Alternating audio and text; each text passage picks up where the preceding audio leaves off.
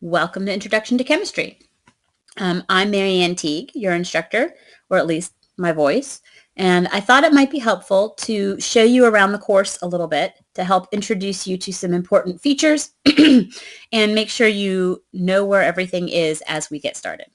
So I wanted to start on the Kirkwood homepage because if you've taken Talon courses at Kirkwood before, you might notice that things look a little different. They updated the look for this summer. Well, not just for the summer. They just changed it. But there's some cool things I would like to show you. So first of all, each of your courses now has one of these little tile icons to represent it.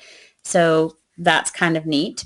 One of the other cool things is that they've added a link to your student Kirkwood email.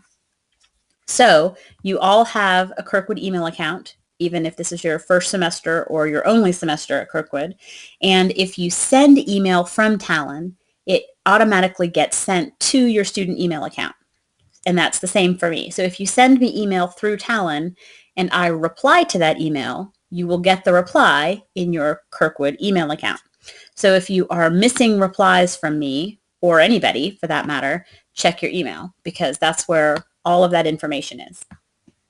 In addition, the links at the top are similar. This is the course list of all your courses in Talon. You can get message alerts here, subscription alerts, any updates. Then you can also change your settings from here. You can add a profile picture or change some of those things. You can add notifications. The system can send you a text or an email reminder for deadlines or when grades get updated, and all kinds of cool stuff there. So that's the Kirkwood homepage, or the Talon homepage. When you click on the course, it takes you to our course homepage, which looks like this. So there will be announcements at the top. I'll try to update that periodically to let you know what's coming up and provide any other information. There's a link to the course calendar with reminders about what's happening in the course and when things are due, a link to the content. And then this is something I really wanted to highlight. There's a link on the course homepage to the Mastering Chemistry site that we will be using for homework in this class. Now, if you've used a Pearson product before, you probably went directly to the Pearson website and logged in and entered a course ID. That is not how it works for this class. Our Mastering Chemistry course is directly linked to our Talon course. So the only way to access it is to click on this box right here. I wish I could highlight it in red and put flashing arrows towards it because students sometimes have trouble finding this. So to get started with Mastering Chemistry, come to the course homepage, click on this box. It'll open up a new window, so make sure your pop-up blocker is off. Otherwise, nothing will happen when you click that link. And then once you're already signed in and synced up, like I am, this is what you will see. The first time you click on that, though, will be a series of steps to walk you through signing into Pearson or creating an account and entering your access code that you got with the bundle you purchased from the Kirkwood bookstore. Or if you didn't buy your book there, then you can buy an access code from Pearson directly. But you must do it this way. You cannot do it any other way. You have to log into Talon, start here, and get signed up with Mastering Chemistry that way. In case you couldn't tell, that's been an issue in the past. So I wanted to make it clear how that works. There are also, excuse me, links at the top of the page.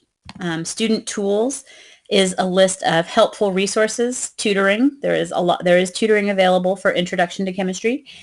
Some online as well as in person if you can go to the Cedar Rapids campus. Also another link to your email. So they want to make sure you can find your student email. The calendar is exactly what it sounds like. It has a list of deadlines and important happenings throughout the course. There are assignments on there for the entire semester already, so you can check that out. The Progress tab summarizes your activity in the course. So you can see at a glance, if you can't remember whether you posted on that discussion topic or not, you can tell right here whether you have. And then one of the coolest things about the Progress tab is this is a great way to review your quiz submissions. So once you've taken a quiz, you can tell here, it'll say how many attempts you've taken out of how many.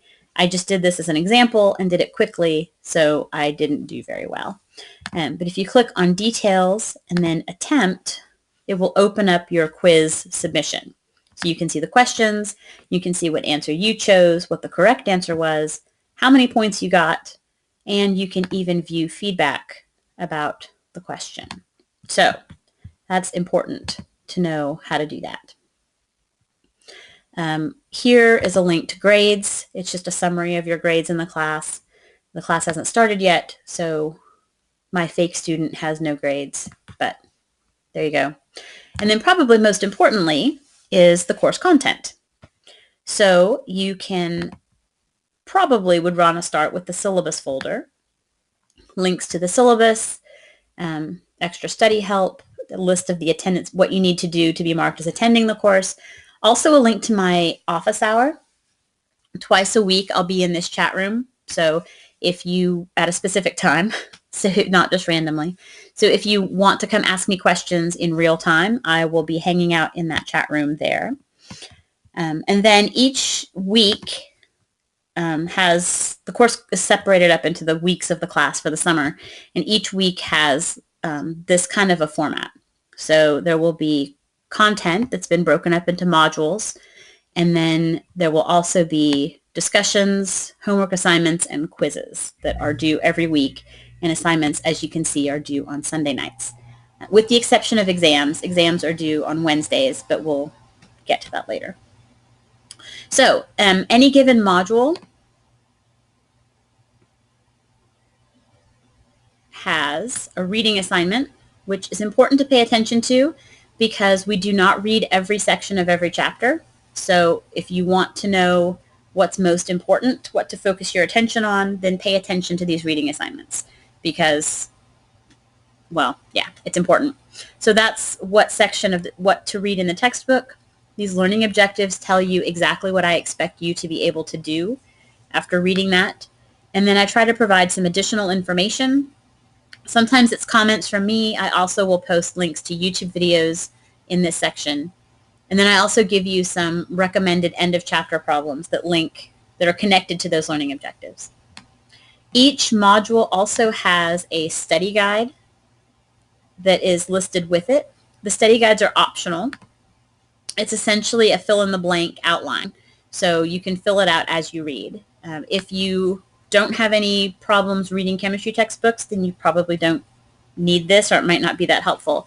But if you find it difficult to make sense of the information as you read, filling out the study guide as you read can kind of help you focus, and it can also help you sort of pay attention to the most important parts. So this is optional. You can use it if you want to. Don't use it if you don't feel like it. However, if you would like to submit them, you can turn them in, and they are worth extra credit points. Not much, just 1 point per guide, but if you would like to do that, I'll try to give you feedback on that as well. So that's the course in a nutshell. Just let me know if you have any questions.